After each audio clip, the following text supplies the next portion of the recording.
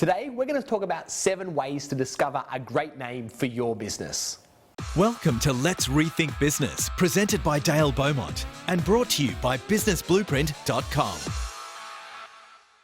For today's video, I'm actually going to answer a question that's been emailed in by Sarah Lewis. And Sarah is from Adelaide and she writes, I'm about to start a new business in my local area, but I have a desire to take it national or even global in a few years' time. Is a good business name really that important, and can you give me some recommendations about how to come up with a great name? Thanks, Dale. I've attended your seminars before and loved them. I'd really appreciate your help and advice. First of all, just wanted to say thanks to Sarah for submitting the question, and because you haven't told me exactly what your business is, I'm just going to talk in kind of general principles here, and people can use it for naming any other business or any type of product or service that they might launch under their existing business. Now, the first part of the question is pretty simple, and that is a good business name really that important? Well, the simple answer is, of course, yes. Now, I'm not going to go so far as to say that a business name will break or make your business, but it is important. And if you can get it right from day one, it's much easier and much better than having to change it later down the track. Now, the second part of the question is how to come up with a great name for the business. Well, I believe there's actually 7 ways to come up with a great name for a business. And so what I'm going to do is I'm going to explain what they are, give you some examples of each one, and then show you how to go about implementing these. Now, the second part of your question was, well, how do I come up with a great name for my business? Well, I believe there are in fact 7 ways to come up with a great name for your business. And what I'm going to do is I'm going to list them all for you now and give you some real life examples of each one. Then what I'm going to do at the end is talk about some things to avoid and some things not to do when it comes to naming a business. So let's have some fun. Let's get started. Number 1, name by desire. This is one of my favorite ways in order to name a business, because what you're doing is getting the main benefit of your business and sticking it right into your name. This way, people already have a good idea about what you do before they know anything else about your business. And if you do it right, what you'll be able to do is to put in your unique advantage into your name, effectively distancing you from any other competitors. Now, here are some examples of businesses that have gone down the path of name by desire. The first one is Die Hard Batteries. As you can guess, batteries that last a long time, which is the desire. It's what everybody wants. Loans approved. Again, we're taking the desire. People want to get loans and they want them approved, and we're putting that into the name. Lean Cuisine, which is another one. Everybody wants to eat food that's not going to make them fat. My Booty Belt is another one. Obviously make sure buns look good. Stick and click lights, so lights that stick and click, so it's what people want, and it's right there in the name. Another one is Body Trim. Again, another one around weight loss and what people want. This is a cool one, 5 Hour Energy. That's an energy drink, so it's taking what they do, putting it right into the name. And the last one is Forever Comfy Cushions. And so that's another company name, and it's pretty clear what they do and what they offer. Number 2, name by problem. This is similar to name by desire. However, instead of focusing on the thing that people want, we're instead going to focus on the thing that people don't want, the problem that they're trying to avoid, the thing that they're trying to move away from. Now, I particularly like this when you're working in more of a mature market. Basically, what you do is you talk to your customers and you ask them, what are the biggest problems with XYZ products? Or what are your frustrations when dealing with someone from this particular industry? Then what you do is you take their problems or their issues and you wrap it into your name. Again, the benefit of naming a business like this is what you're doing is you're displaying your unique point of difference. And again, you're separating you from all of your competitors. So let's go through some examples now when it comes to name by problem. Never Late Electrical. So clearly, a lot of issues that people have, electricians are, or tradespeople in general, is that they're always late. And so by taking the main problem that people hate, late tradespeople, putting it into the name, you differentiate you from everybody else. Next one is Streak-Free Windows. So that's the problem when people cleaning windows leave streaks. So we want to avoid that. So there's the name. The next one, the Groutinator, which is, I'm guessing, getting rid of grout. Another one is Fat Blaster, so blasting away fat. Never lost pet tags. So these are pet tags that apparently never going to get lost. No Nix razor oil. So again, getting rid of the main problem that men have with regards to shaving. And finally, my personal favorite is called Start Your Bastard. And this is apparently a spray that helps engines to start. Number 3, alliteration. This is another one of my favorite ways in order to name a business. What you do is you pick a word, which is normally the control word, and then you go through the dictionary and you find another matching word that starts with the same letter. Now the reason why this is good is they have a certain rhythm and a certain ring to them, and they're much easier to say and remember. So let me go through a few examples, many of which you'll no doubt know about. The first one is Weight Watchers. Clearly both of those are starting with the letter W. Next one, American Airlines. Next one, Paramount Pictures. Next one is Fitness First. Then we have Body Bronzer. We have Business Blueprint, which is the name of my business. Next one is Creative Capital. Another one is Slide Share. And then Dr. Drip. Number 4, own a word. This is where you pick just one word that's commonly known in the English language, that's ideally somehow linked to your product or service, and then you aggressively go about attaching your business to that particular name. Now, if you can nail this, it's a wonderful thing, because every time someone thinks of that particular word, they'll actually be at the same time thinking about your business. Now, I just had this experience recently where I was with my wife and she said, "Can you please pass me the apple?" And I reached over and picked up the Apple computer and I gave it to her, and she said, "No, I was actually really after the apple," which was a piece of fruit. So that's the power of actually owning a word. Now, the only thing to be aware of with this method is it's going to take you a bit of time in order to gain momentum. And generally speaking, it's going to be more difficult to trademark a general name like that. It might take you a number of years in order to get it through. Anyway, let me now go through a number of examples of how you can own a word. Apple, clearly. Another one is Borders. Another one is Amazon, Yahoo, Proactive, Pandora, Sharp, Crust, and Yelp. They're all examples of companies that have chosen a word in the English language. They're all examples of companies that have chosen a common word in the English language and then set out to dominate that particular word. So they're all examples of companies that have chosen just one word and made the decision to own it. Number 5, invent a word.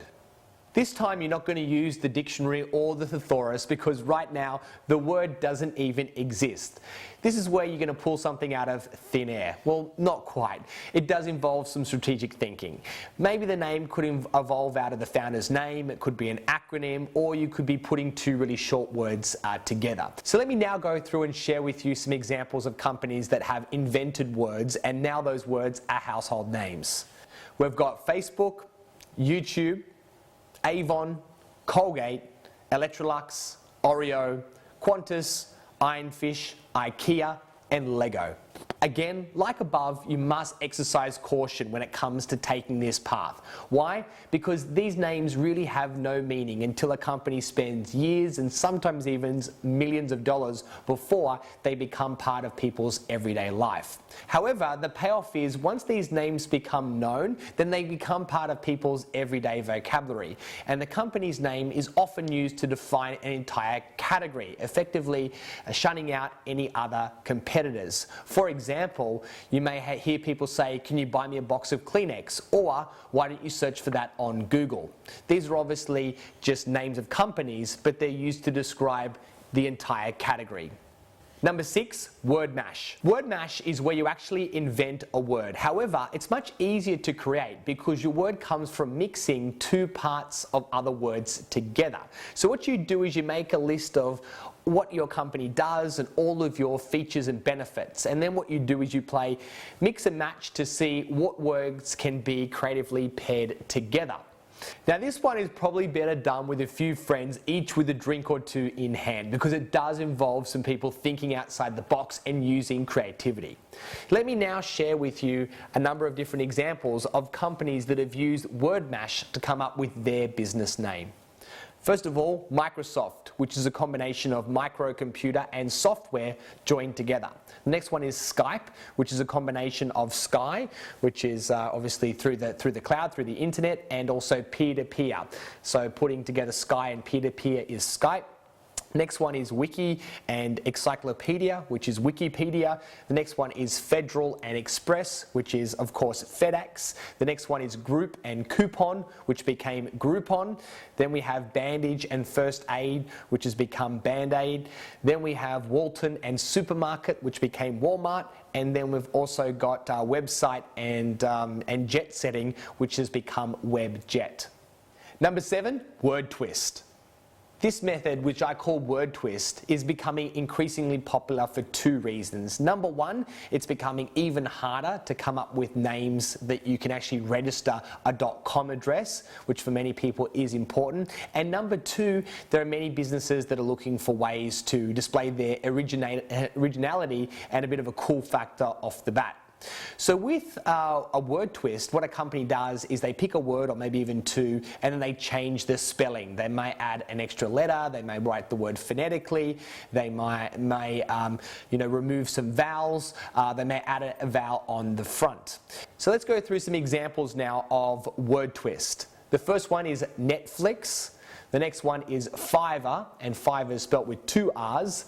The next one is Xero, which is some bookkeeping and accounting software, but rather than using the letter Z, they start the word with X, X-E-R-O. The next one is Dig with 2 G's. The other one is Woot with 2 O's.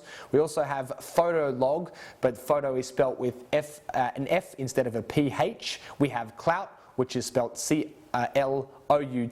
and we also have iTunes. So there's some examples of companies that have just twisted a word or a letter or added a letter, and that's how they've come up with their company name. Now the benefit of word twist is it's much easier if you're registering a domain name, if you're adding a letter on either end or changing the spelling around, and it's much easier to get the name trademarked, which is another important thing as well. Disadvantage is that people will misspell it, and they'll type in the wrong thing into the search engine, and you might be sending your traffic elsewhere. So proceed with this one with caution. So we've just covered 7 ways to come up with your business name. Now what I want to talk about is some things to avoid. Before I wrap up, I think it's worthwhile to quickly share some of the things that you should avoid when it comes to naming your business. The first one is 3 words. Now, did you notice that pretty much all the examples that I gave had just 1 or 2 words? And you can also do a Google search on the list of Fortune 500 companies and you'll see the same thing. Pretty much all of them have either 1 or 2 words, hardly any have 3 words. And if you're kind of wondering, well, how do I squeeze it into just 2 words? That's exactly what a tagline is for. Taglines will then help to explain a bit more about what your company does. So my advice is keep it short. Acronyms. This is another thing I think you should avoid altogether. And if you want my honest opinion, I would avoid them altogether. Examples are things like GKRS Constructions or VPM Pool Services. The problem with these type of names are they're really difficult for customers to remember. They are for you because as the business owner, you'll probably say them 20 or 30 times a day, but for everyone else, these random letters will get easily forgotten. And unless you're a company like KFC or IGA and you spend billions of dollars every year on advertising and marketing, people will forget and they won't know what to search for, and they'll probably end up going to someone else's website and doing business with them because quite simply they can't remember your 3 or 4 letters. Naming the business after you. Oftentimes, many startups will name the business after themselves. Now, this is not necessarily a bad thing. However, at some point, it will come back to bite you. As an example, one of my friends named his business Andrew Smith Plumbing, after guess who? Himself. But the problem was that later he tried to remove himself from the day-to-day of the business and hire other staff. But this was a real challenge because customers only wanted to speak to Andrew Smith. So what Andrew did is he renamed his business Dr. Drip, and he now has 12 staff and has a very successful business. Where to from here? So there you have it. There are 7 ways to choose a great name for your business, and further 3 other things to avoid altogether if possible. As you can see, there's a little more to it than just slapping a name on it. However, if you do it right and you capture people's minds and imaginations, you'll be on the verge of something truly great. Thanks so much, Sarah, for submitting this question. I really hope that you find the answer useful, and I'd love to know what you think of the video. So after you've watched it, please send us an email and let me know your thoughts. That wraps up today's video. I hope you've enjoyed it. Thanks, Sarah, for submitting your question. But right now, I'd love to know, what do you think?